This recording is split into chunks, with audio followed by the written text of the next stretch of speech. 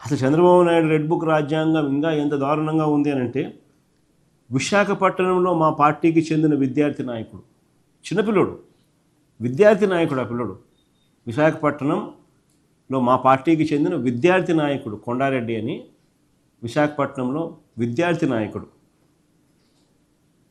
ఆయనను కూడా ఇదే మాదిరిగా దొంగ కేసుతో అరెస్ట్ చేసినారు. ఆశ్చర్యం ఏం తెలుసా, ఆ కేసు చూడండి. అసలు ఆ పిల్లని పాపం విద్యార్థి అని కూడా చూడకుండా, స్టూడెంట్ అని కూడా చూడకుండా గంజాయి కేసు పెట్టినారు. ఆశ్చర్యం ఏం తెలుసా, ఆ కేసులో రైల్వే న్యూ కాలనీలో పట్టుకున్నామంటూ ఎఫ్ఐఆర్ రాసినారు. రైల్వే న్యూ కాలనీలో పట్టుకున్నామంటూ ఎఫ్ఐఆర్ నమోదు చేసినారు. ఆశ్చర్యం ఏమిటో తెలుసా,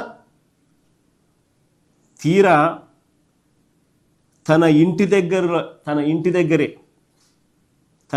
దగ్గరే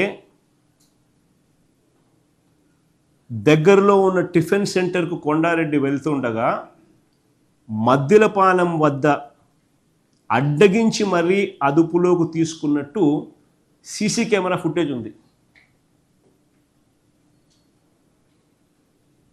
ఇంకా ఆశ్చర్యం ఏమిటో తెలుసా, తీసుకొని పోలీస్ స్టేషన్కు తీసుకొని పోయినట్టు కూడా సీసీటీవీ ఫుటేజ్ ఉంది. ఇంకా ఆశ్చర్యం ఏమిటో తెలుసా, పోలీస్ స్టేషన్లో ఆ పిల్లోని పెట్టుకొని ఆ పిల్లోని బైకు 14 కిలోమీటర్లు తీసుకొని పోయినారు రైల్వే న్యూ కాలనీ లేకి. ఆ బైక్లో జీపీఎస్ ట్రాకర్ ఉంది కాబట్టి పోలీస్ స్టేషన్ నుంచి అక్కడికి బైక్ పోయినట్టు జీపీఎస్లో ట్రాక్ అయింది. తీసుకొని పోయి ఆ పిల్లోడు అక్కడ అరెస్ట్ బుక్ చేసి, అక్కడ గంజాయి అని చెప్పి గంజాయి దొరికిందని ఆ పిల్లోని అక్కడ అరెస్ట్ బుక్ చేసినారు. ఈ మాదిరిగా చేస్తే వ్యవస్థలు బతుకుతాయని అడుగుతా ఉన్నా. ఒక చిన్న పిల్లోని పట్టుకొని ఇరికిచ్చే కార్యక్రమం, లైఫ్ను రూయిన్ చేస్తున్నామన్న కనీసం ఏమాత్రం కూడా కనీసము కొద్దిగా గిల్టీ కాన్షియస్ కూడా లేకుండా రెడ్ బుక్ రాజ్యాంగం. వీళ్ళే కాకుండా ఇంకా అడుగులు ముందుకు వేస్తే వీళ్ళే కాకుండా ఇప్పటికే మా పార్టీకి చెందిన ఎంతోమందిని అన్యాయంగా జైలుకు పంపించారు. లేని లిక్కర్ కేసును సృష్టించి చంద్రబాబు నాయుడు అనే వ్యక్తి బెయిల్ మీద ఉన్నాడు లిక్కర్ కేసులో. ఆ కేసును నీరు గార్చేందుకు, తన పాలసీ వల్ల తాను రాష్ట్రం నాశనం అయిపోయి తాను లూటీ చేసినాడు అనేది ఏదైతే తన మీద కేసు ఉందో ఆ కేసును నీరు గార్చేందుకు మధ్యలో ఉన్న మా గవర్నమెంట్ పాలసీని తప్పుగా చూపించేందుకు చంద్రబాబు నాయుడు తాపత్రయపడతా ఉన్నాడు. ఎందుకనంటే అప్పుడు చంద్రబాబు నాయుడు సేమ్ పాలసీని ఇప్పుడు మళ్ళీ ఇంప్లిమెంట్ చేస్తూ ఉన్నాడు. సో ఇప్పుడు ఇంప్లిమెంట్ చేసే పాలసీని జస్టిఫై చేసుకునేదానికి, అప్పుడు తాను అప్పుడు తన మీద పెట్టిన కేసును కొట్టేయించుకునేదానికి మధ్యలో ఉన్న పాలసీని తప్పుగా చూపించే కార్యక్రమం చేస్తూ ఉన్నాడు. ఆయనది ప్రైవేట్ షాపులు, ప్రైవేట్ మాఫియా, ప్రైవేట్ కథ. మన ఈ గవర్నమెంట్ షాపులు, రిస్ట్రిక్టెడ్ టైమింగు, అన్ని రిస్ట్రిక్షన్స్. సో ఈ పాలసీ మళ్ళీ తీసేసినాడు, మళ్ళీ ప్రైవేట్కి వచ్చేసినాడు. సో మళ్ళా డిస్ట్రిబ్యూషన్ అయిందే, మ్యానుఫ్యాక్చరింగ్ అయిందే, మళ్ళీ అన్ని స్కాములు అయినాయి. సో దీన్ని ఫెసిలిటేట్ చేసుకునేందుకు మధ్యలో పాలసీలో లేని లిక్కర్ స్కామ్ను చూపించే ప్రయత్నం.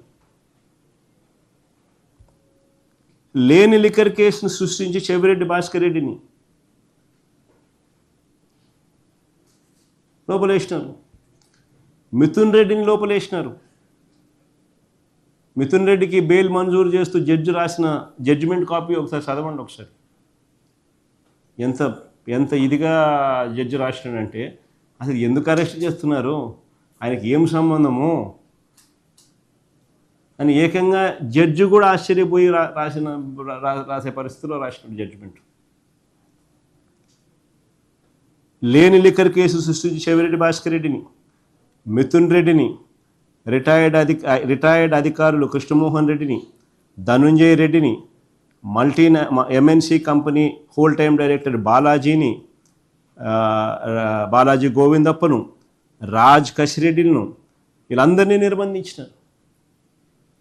ఒక లేని స్కామ్ ఉన్నట్టుగా చూపించేదానికోసం. ఆశ్చర్యం ఏంటంటే డబ్బులు 11 కోట్ల డబ్బులు దొరికినట్టుగా చూపిస్తూ ఉన్నారు. ఈ పిటిషనర్స్ ఈ బాధితులు కోర్టులో పిటిషన్ వేసినారు. ఆ 1100 కోట్లు ఏదైతే ఉన్నాయో దాని నోట్ నెంబర్స్, వాటి మీద ఉన్న నోట్ నెంబర్ల ద్వారా ఏ బ్యాంక్ అకౌంట్లో నుంచి డ్రా చేసినారు, ఎప్పుడు డ్రా చేసినారు వివరాలు చెప్పండి అని చెప్పి వీళ్ళు పిటిషన్ వేసేసరికి వీళ్ళకు మొత్తం అందరూ కూడా వణుకు స్టార్ట్ అయింది.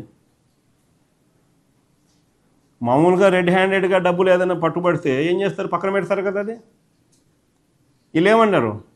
పక్కన పెట్టలే అంత కలిపేస్తారంట. నోట్ నెంబర్లు లేవు, అన్నీ కలిపేసినామంటున్నారు. అంటే ఏకంగా ఆ డబ్బులు బయటపడితే ఆ ఇంజనీరింగ్ కాలేజ్ డొనేషన్ల డబ్బులు అని చెప్పి తెలుస్తాయని, ఆ డబ్బులు దొరికింది ఇంజనీరింగ్ కాలేజ్ డొనేషన్కి సంబంధించిన డబ్బులు. ఆ మనిషికి engineering college donation, engineering colleges ఉంటాయి.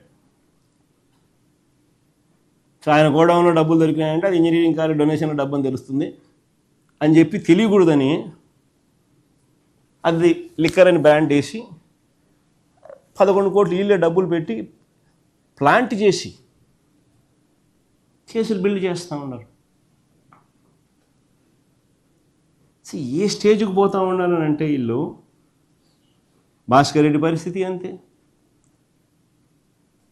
మిథున్ రెడ్డి పరిస్థితి అంతే, ఈ రిటైర్డ్ ఆఫీసర్ల పరిస్థితులే అంతే.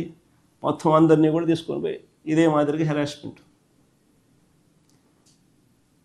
కాకాని గోవర్ధన్ రెడ్డిని, వల్లభనేని వంశీని, పినిపే శ్రీకాంత్ను, వీళ్ళందరినీ కూడా ఇలాంటి దొంగ కేసులే. వీళ్ళే సాక్ష్యాలు క్రియేట్ చేస్తూ ఉన్నారు.